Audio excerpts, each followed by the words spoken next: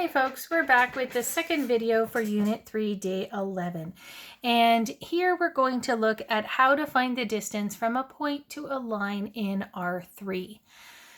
So if you saw the first video or looked at the notes there, you would have seen that we use the idea of the normal to get the shortest distance between a point and a line. So we knew that the shortest distance would be at a perpendicular and that the normal would give us the direction of that shortest distance. As you remember, in R3, we don't have a Cartesian equation. We don't have a normal line to a line in R3 because remember that there's infinite possible normal vectors. Because of the 3 dimensions, there's any number of vectors that could rotate around could all be perpendicular. So we don't know which of those vectors is going to be the one that follows the perpendicular path to get from our point to our line. We still do want a perpendicular path though. As you can see in this diagram, here we've got a line in R3. So we've got our position and our direction vector with our parameter there of s. And here's our direction vector, our m, and we have some point P up here. Point Q is a point on the line. Probably that would be our position vector point. Okay, so what we need to do here is to figure out a way to calculate this distance that goes at a perpendicular based on the information that we would know here. So this is going to be kind of similar to what we did before, but now you'll see that the distance is labeled on the side opposite the angle. So I think that it's fair to say that the magnitude of the distance divided by the magnitude of vector QP is equal to sine theta.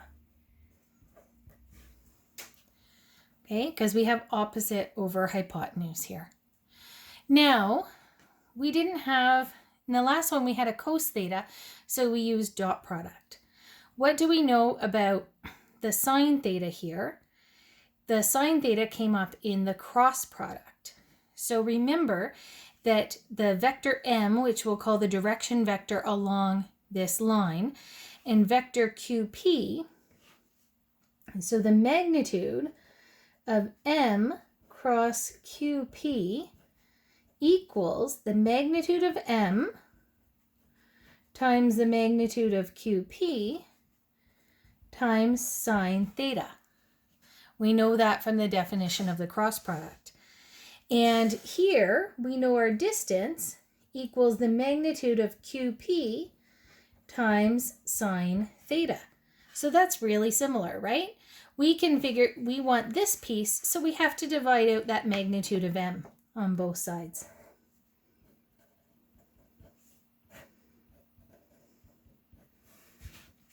So here we would get the magnitude of m cross QP over the magnitude of m, and that would be equal to the magnitude of QP times sine theta, which we know up here is equal to the distance.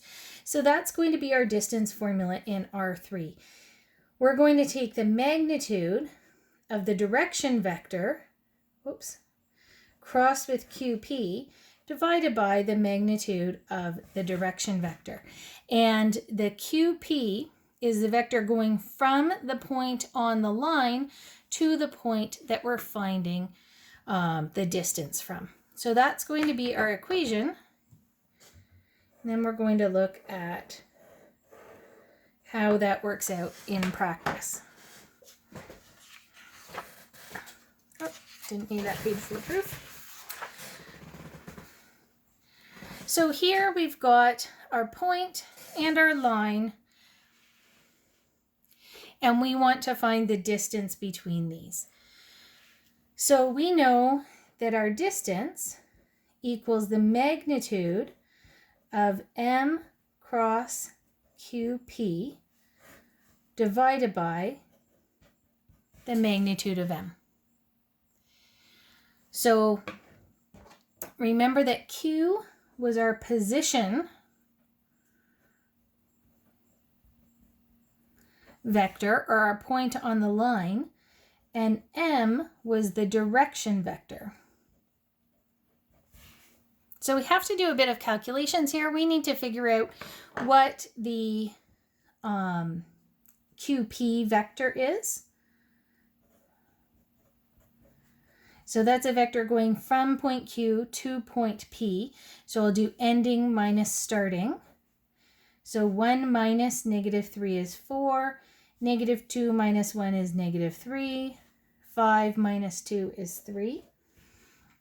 And there's my vector M. So I will calculate M cross QP. This is a good review of cross product if you haven't done it in a while. So there's my M and then my QP.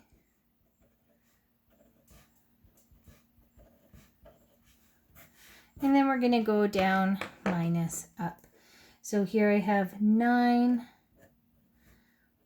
minus -21, which is 30.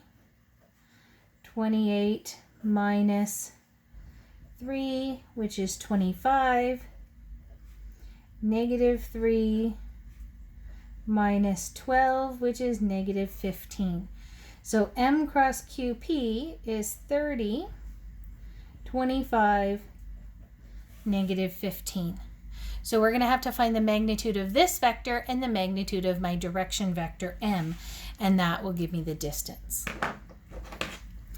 So the magnitudes here, I have to do the actual magnitude of my cross product. So 30 squared plus 25 squared plus -15 squared. And the magnitude of my direction vector, 1 squared plus 3 squared plus 7 squared. This one calls for a calculator.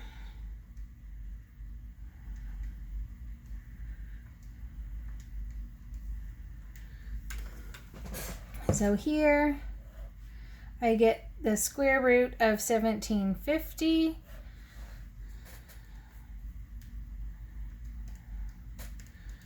over the square root of 59, and I don't think that that's going to reduce at all. We could rationalize the denominator or get a decimal answer, as long as you're able to kind of go through the calculations. And if you want to leave it like that unsimplified, unless you have a word problem, I think that that's just fine.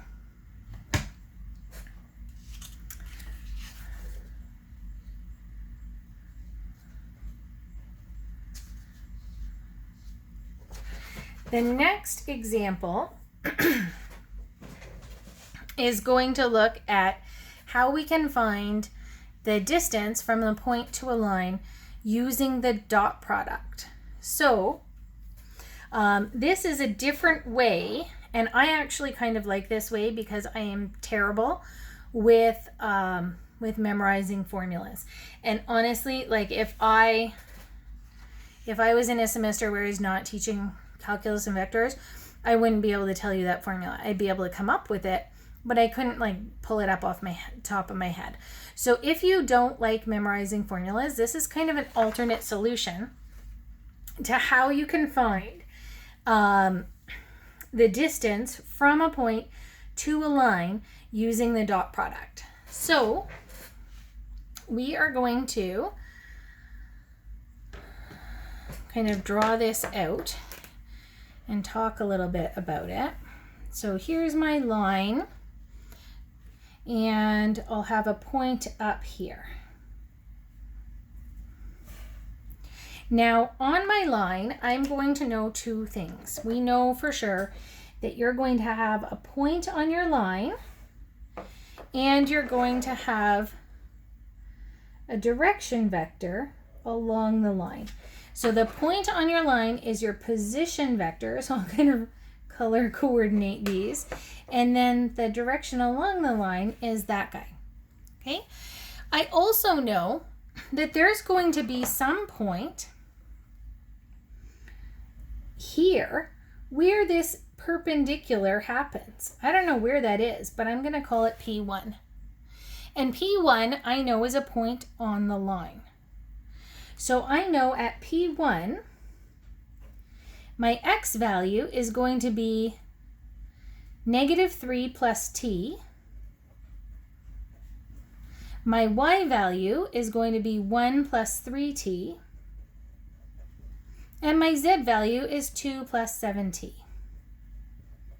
So this is kind of a general point for any P1 on this line, but we're going to say let's have this be the one where it's actually giving me that perpendicular distance with point P.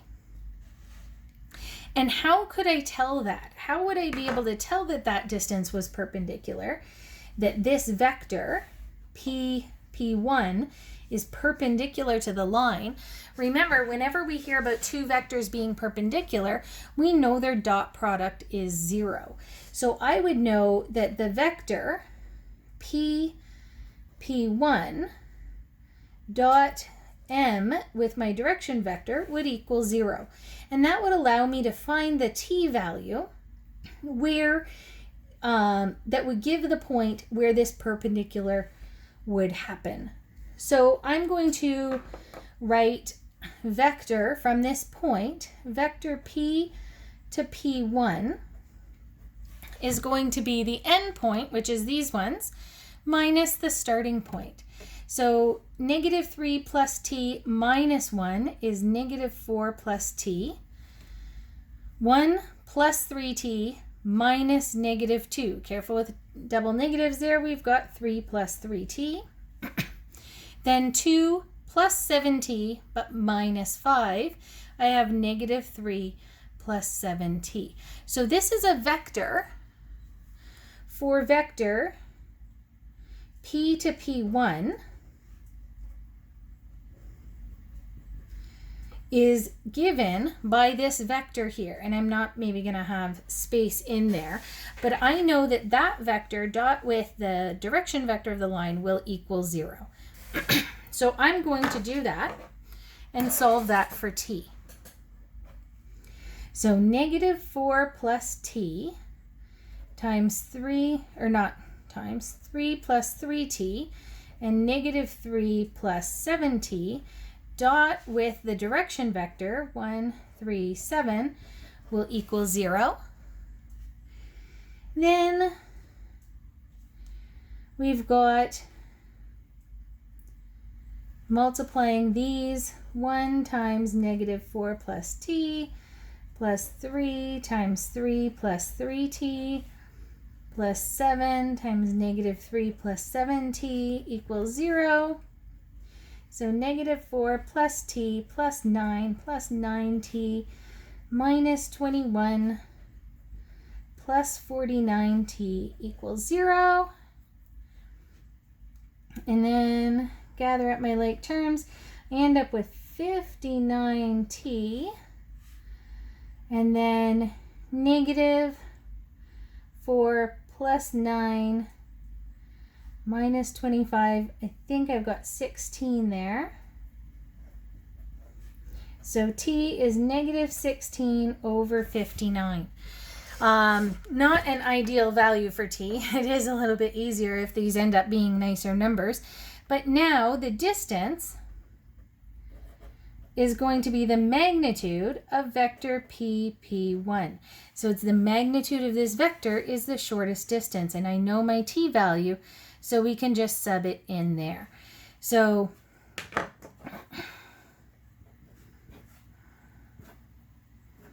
I'm going to kind of do that on a calculator. Use t equals -16 over 59. So I'm going to have -4 plus 16 over 59. What color am I at? So this is going to be -220 over 59.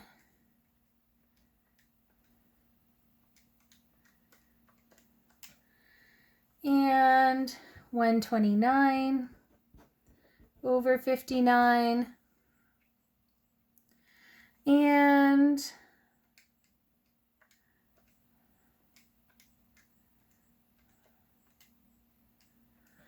negative 289 over 59. So the distance here is the magnitude of this vector.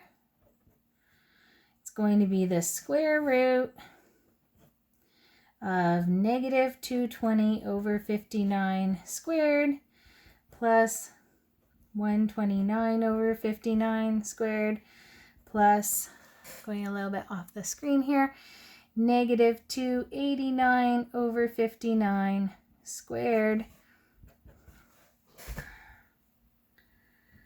And